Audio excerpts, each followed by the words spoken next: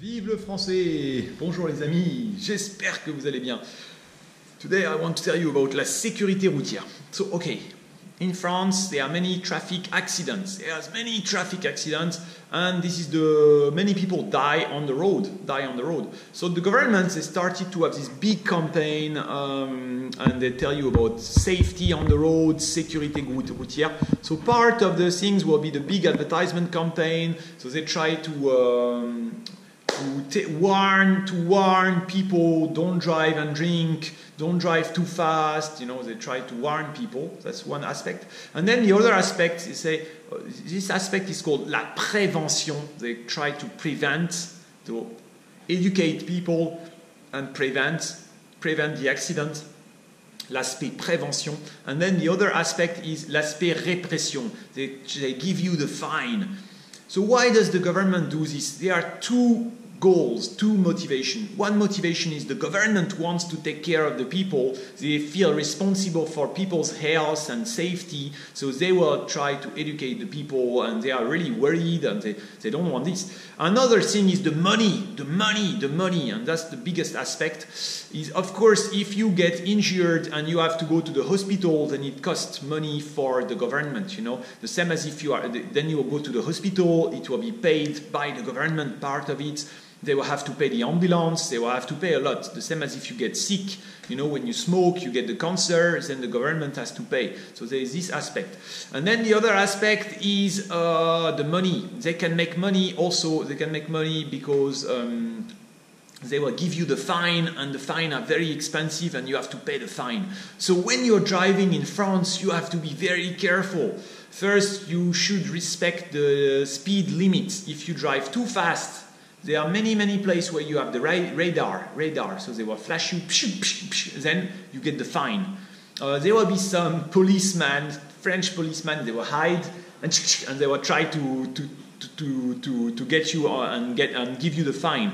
The thing that happened that became very crazy is the police, they have the goal, and it means each month they say you need to give at least 200 fine. So they have the goal. How many fines should you give each month? And based on how many fines they give you, they can get the bonus money for themselves. So it became totally crazy. So many French people are angry with this. They say this is nonsense. It's not about safety on the road. It's only about making money. It's a money-making machine. Money-making machine. And now it became even worse because the French government is going to sell. They want to sell the radar and they want to sell all this to some private companies. They want to sell the market. So the private company will pay a lot at once. And then the private company will just be there to assure the safety on the road, but in fact they are there to make money, so they try to catch you.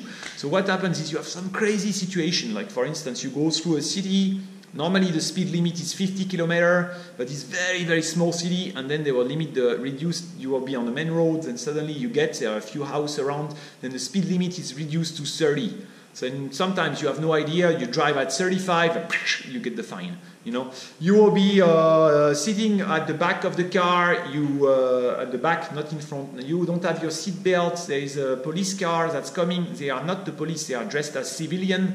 They don't drive a police car. Then they take a photo of you. They stop you and they give you a fine. It's all the time. You also have before, and that was true, many French people would drink a lot. They would go out on Friday evening, eat with some friends, drink a lot. On Saturday, they would go to the disco and drink. And then they would come back home at 9 o'clock, sometimes late for the young people, sometimes just go to the nice restaurant and eat and drink the wine. And then they would drink 1, 2, maybe 3 glasses and come back and automatically police, you know. Now you have the police checkpoint everywhere. So in the countryside, it became very difficult for people in the countryside because they can never go out anymore. Everywhere you have the police checkpoint. On one side it's good because it's true that there were many accidents, but on the other side it's really money-making machine. Personally, I disagree with all this because I think there are many things that you can do on the road to prevent the accidents that are much more important. For instance, what happened on the roads? You have many trucks, the big truck, huge. The government even allowed this truck to be bigger and bigger. I think the President Sarkozy said, now we can have the huge truck even bigger.